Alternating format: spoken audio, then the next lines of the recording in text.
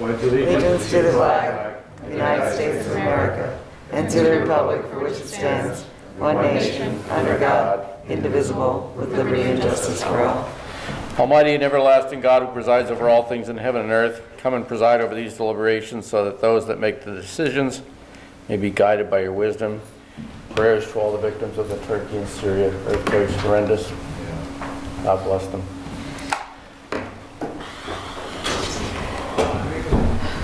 Okay, we have a resolution on council's agenda. It's going to be for the liquor license transfer. There will be a public hearing on Thursday at 5:30.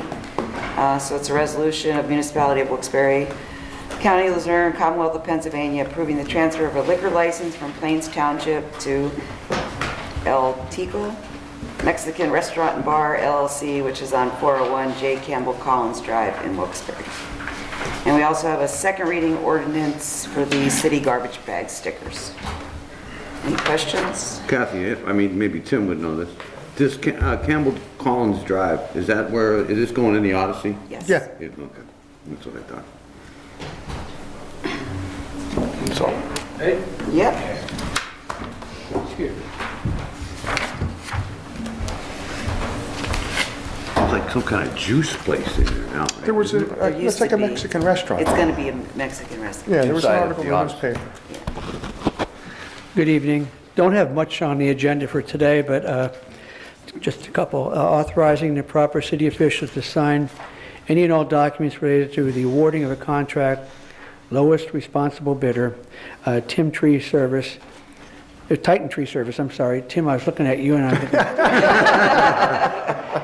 No, it's not Tim Titan, it's Titan Tree Service, in the amount of $103,590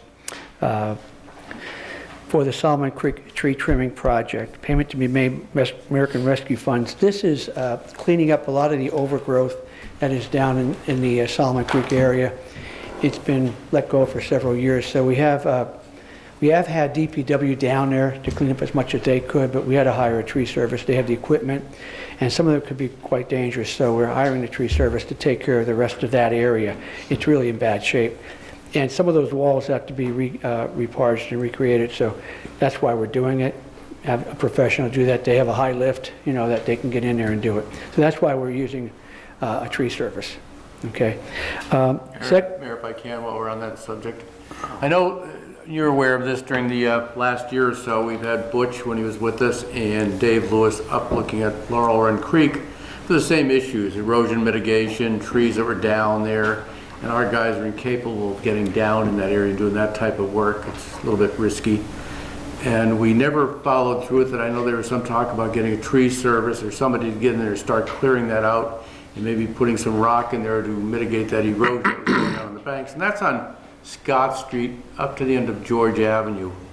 If you were at Motor World, you looked across the creek, it's that area in there. Okay. There's actually some, and maybe if they could look at that as well. I know that we've talked to some homeowners there. There's some erosion going on in their rear yards that we were concerned about, and we never really got anybody to. Be happy to look into that, Bill. What we did do is we have hired an engineer that looked at all the creeks in the city of Wilkes-Barre, the walls, but also the creeks themselves. And we have had some contractors cleaning out debris that was created from the Hurricane Ida situation a couple years ago. So we have pulled a lot of stuff out of the creeks. As a matter of fact, today we pulled a deer out of Solomon Creek. Yeah. So you know about that, Mike, right? Yeah, Gregory? I got a call on it. Yeah.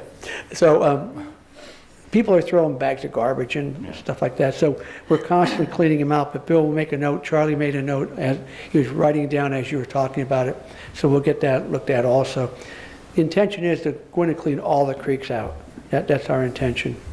Dave Lewis is aware of it. He's been up there a couple of times with me, Butch, and we've looked at this situation there. And it's actually affecting some of the property owners there in the back because of starting to wash away. And there's some trees that need to come out before there can be any mitigation that could take place. They're laying there, they're laying down. Would you mind if we came down, you took a look at it, you could show us? Not at all. Call me anytime. Charlie, would you put that, make it? Okay, so we'll come down. Anybody else that you want to, we're happy to do that. Oh, you okay if I go to the next? Okay. Authorizing the proper city officials to purchase the equipment to upgrade its video surveillance system in and around City Hall through the Commonwealth of Pennsylvania's Cooperative Purchasing Program, CoStar's $22,438.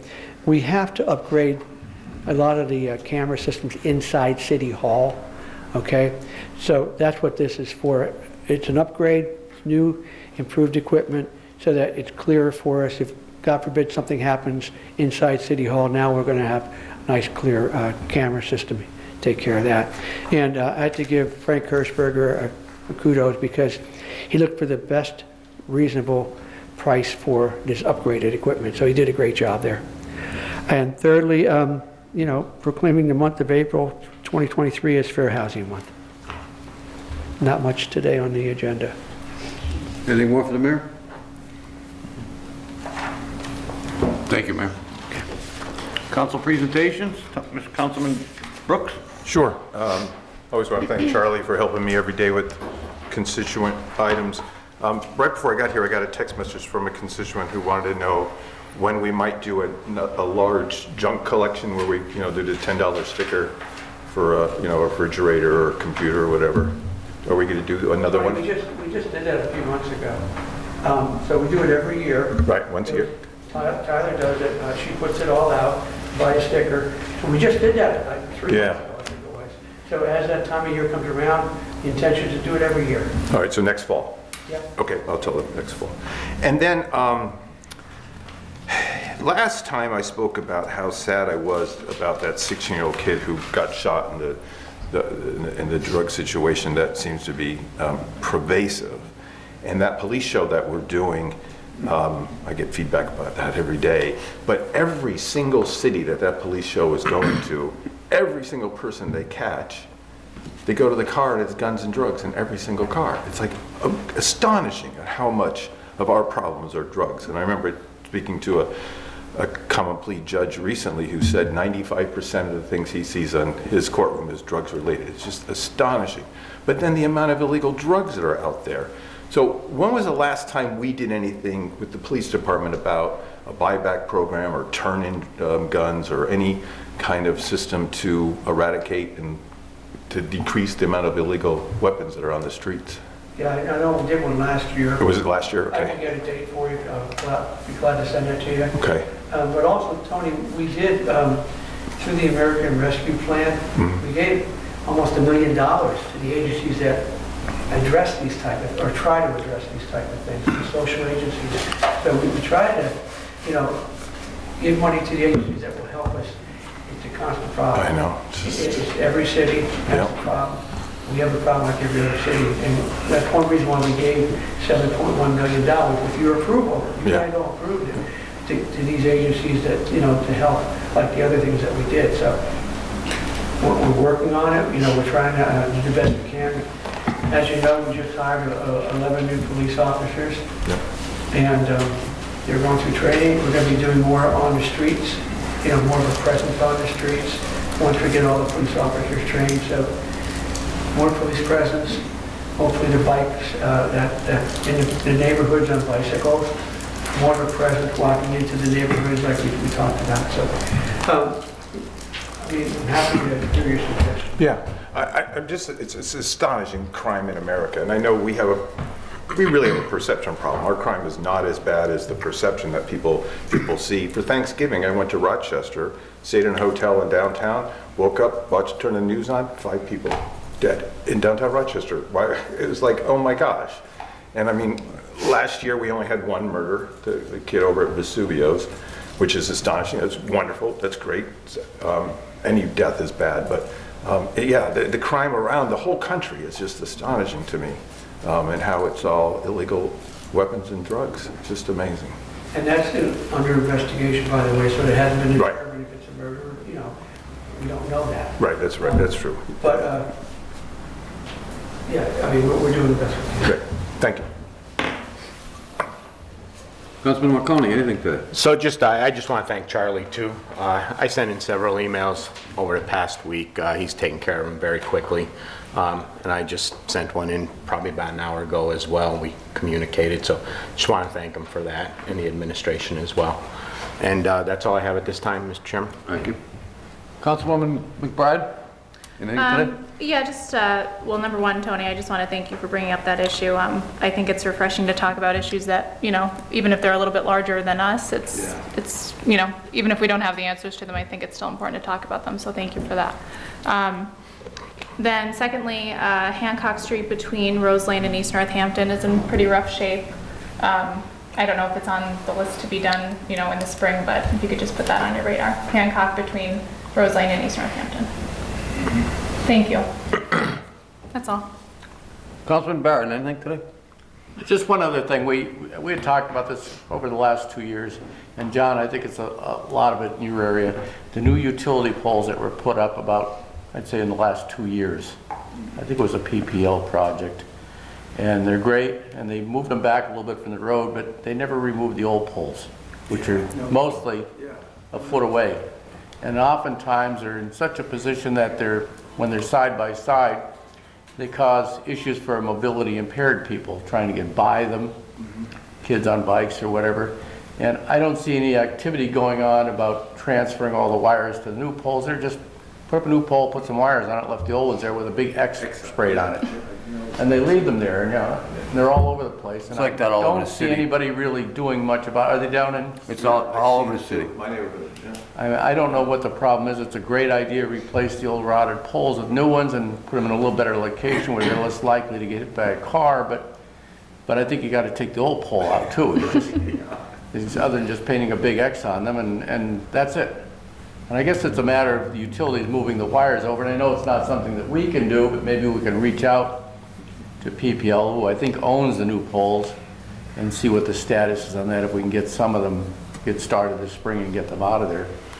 So. Yeah, there's some that I've also seen too, you know, the old pole, the new pole's in front of it, and there's a stop sign still on the old pole, and the new pole is blocking it. So what we'll do with that situation, Charlie, I'll get some pictures for you guys and where it's at, and maybe we can, you know, put the stop sign where it's supposed to be. Should be on its own the pole, new, not on a yeah. utility pole. But. Yeah, it's, I'm glad you brought that up because, and this is something I'm going to talk to Mrs. McBride about. We've been bringing the utility companies in to meet with us, and we have every utility company coming in to talk to us, also PP&L. Okay. But if I'm not mistaken, Charlie, correct me, when you have the two poles up, the last utility company to take their connection off, they're responsible for removing the pole. So the problem is you might have 3 or 4 different utility companies plugged into that pole, and 3 of them may have been taken off. When that last one takes it off, they're supposed to take the pole. Anyway, we're going to make that part of our meeting with PP&L. We also have Verizon coming in. All the utility companies that work in the city, I'm doing a one-on-one with them. Charlie and I are meeting with them and their senior people, and we're telling them about the way the roads have been not repaired properly, about the way that the potholes, one company will dig up one, patch it, and then another company will come back and do another one. And this is what I want to mention to you. So we're taking a hard line with them. We have them coming in. As a matter of fact, I have another one. What day is it, Charlie? We have It's either tomorrow or Thursday. Thursday, I think. Thursday, we have a couple more coming in. So we're meeting with them one-on-one and telling them about the way the patching is done and where the other things are being done, especially South Street. And that's one that and I'll share that with you, Beth. We really came down. We have to get better patching and stuff. And we've been patching stuff with our hot patch machine that had to be patched as an emergency. So, Bill, we have PP&L coming in. Okay. We'll be talking to them and the other utility companies. We're going to have Service Electric come in. We'll have Comcast come in. You know, all the ones that do any work in the city, they're coming in to meet with the mayor's office. Okay. I'm going to relay your information, if you don't mind, and let them know that this was brought up at a council meeting. Great, thank you, sir. Thank you, Mr. Chairman. Just a couple things, Charlie. One for Mr. Charlie, I have a pothole, speaking of pothole, on Race Street, right near Elizabeth. On Race, near Elizabeth. And Mayor, that deer, was that deer taken out? Pardon? Is that deer out of the creek? It was supposed to be taken out today. Okay. Because I did get a phone call about it. I'm like, I don't think the city's gonna take a deer off the creek. What happened? Mike, I got a call today. It's a deer in Solomon A dead Creek. deer. A dead deer. I expected Dave Lewis to have it taken out. Now, we may have to get a contract, I don't know, because it looked like it was frozen. Okay? How they do that, I don't know, but I gave Dave instructions, whatever he has to do, get that deer out of there. Okay, that's all. Thanks, man. Anything else? I want to publicly thank the new hire for the Animal Control Officer, Amanda Hill. She came to Rolling Mill Hill Resident Association and spoke. Great personality, wonderful disposition. Everyone loved her, and I talked to her again this week and just asked her how she's doing. She likes the job. Wow, she loves it. So it was a great hire. She's good. Speak at the, She's speaking downtown residents on Monday as well. Yeah. yeah. Very much. Okay, motion to adjourn. Motion.